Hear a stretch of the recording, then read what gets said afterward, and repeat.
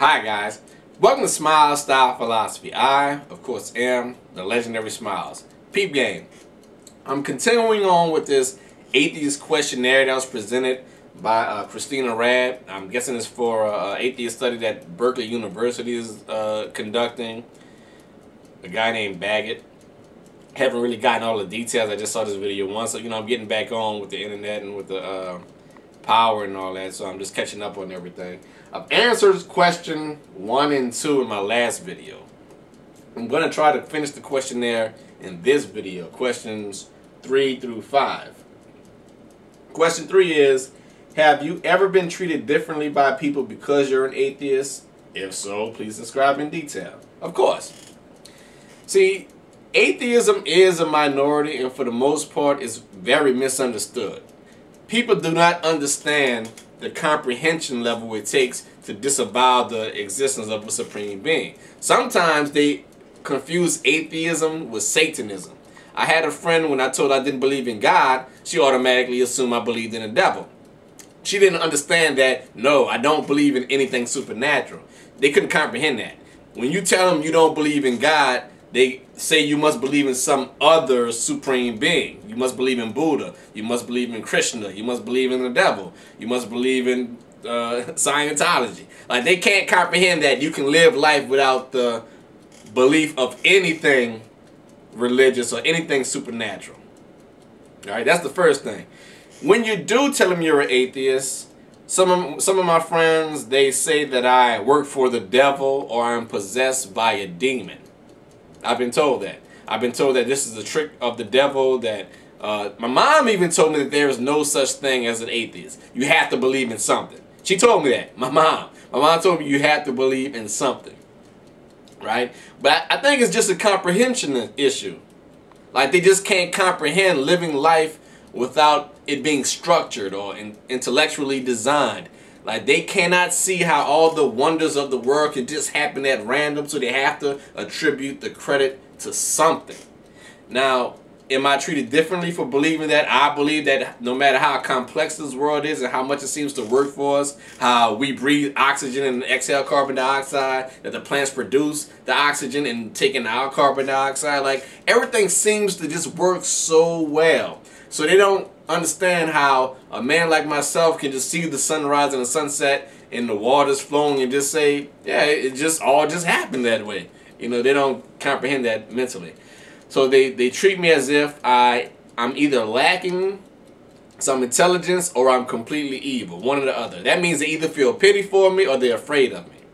My friends who are religious, they do both. They pity me because they feel like I don't know the love of God, which they make it seem as if I can't love anybody, or I don't have a warm heart, or I'm incapable of doing anything nice simply because I don't know the love of God. You know what I'm saying? Like, all of my intentions have to be evil, or I always have to have an alternative motive. And even when I do nice things from the bottom of my heart, they think there's a catch to it. Because they can't see you doing anything good unless you have the love of God. They can't see me being in love with the woman because I can't know love because I don't know God. So they treat me as if I'm emotionless, I don't have any feelings, or I don't have any human emotion. I don't have a heart. They look at me like the Grinch. He can't possibly care because he's an atheist. He can't possibly have feelings or no sorrow, or they think my feelings cannot get hurt because they don't think I have feelings because I don't have God. You get it? So they treat me as if I don't have feelings. They treat me like a robot or a possessed demon. Question number 3. Oh no, that was question number 3. I'm intoxicated. Question number 4.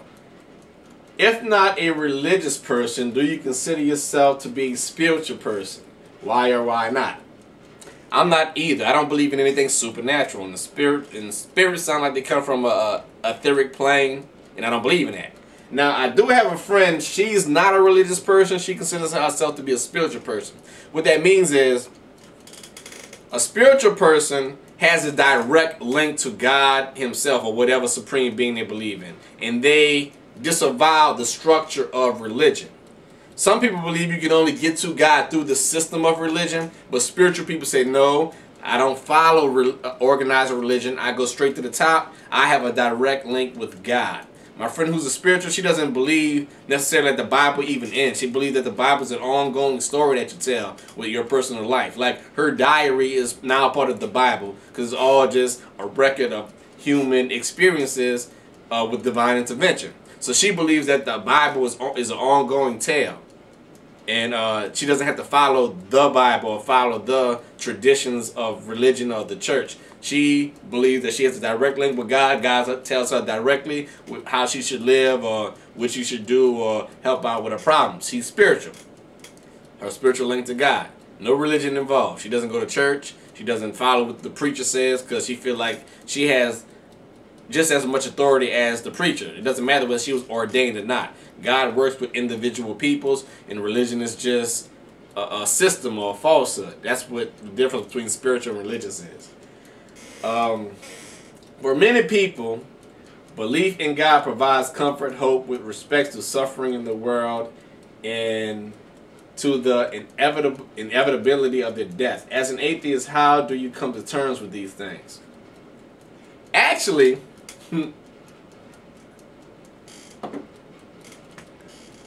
I feel more confident now knowing that there's nothing out there.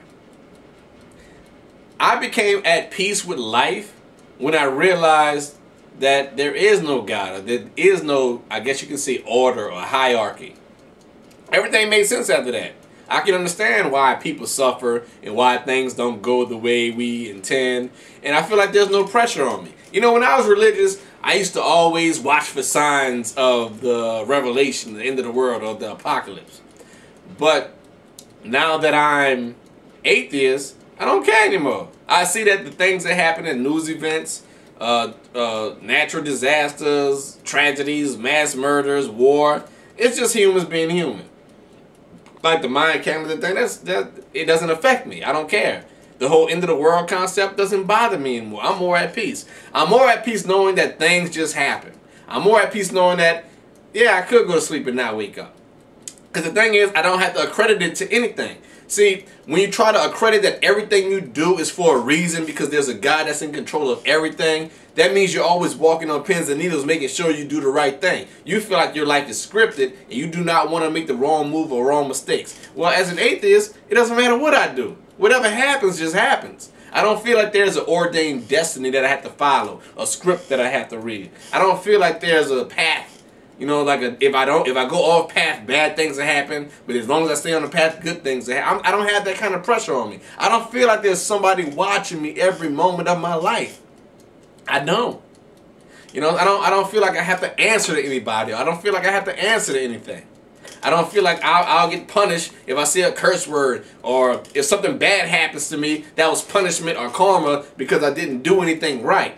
I understand now that if I'm about to go to work drunk, if I get into a car accident, that's my fault. I went to work drunk. I'm intoxicated. I'm drinking beer right now. That's my fault. It's not a punishment. I put that on myself. And I love having that responsibility. I love knowing that everything that happens is a result of my personal actions.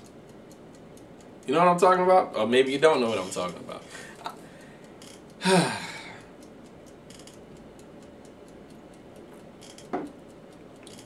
I still can look up at the stars and wonder. I still can look up at the moon and the sun and realize how amazing it is. The fact that I don't believe it was all done by a supreme being takes that away. It's still beautiful to me.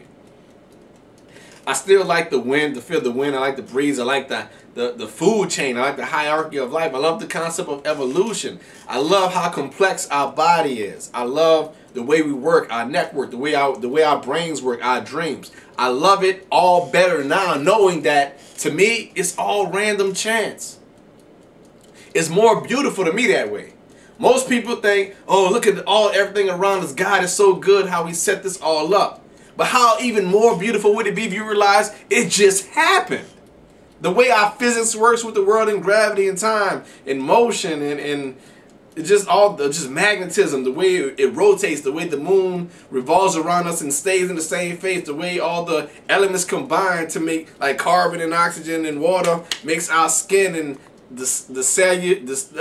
the cellular reproduction, how our cells separate into different forms of animals that we have, all aquatic and land and the air animals, all the insects, all of that. Just imagine all of that happening with no design, with no pre-plan. It just randomly happened. To me, that's more beautiful than it all being planned out and organized.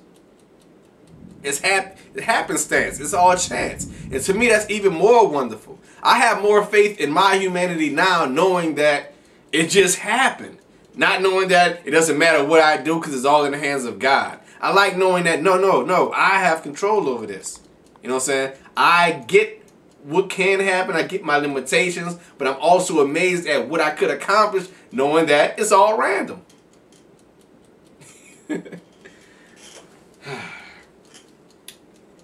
I guess there's no way I can explain it the way I want to while I'm intoxicated. I'll have to go into great detail, and I do not have that much time left, but I am happy that I did this 5-question questionnaire before I was late for work. One sip away, nope, out.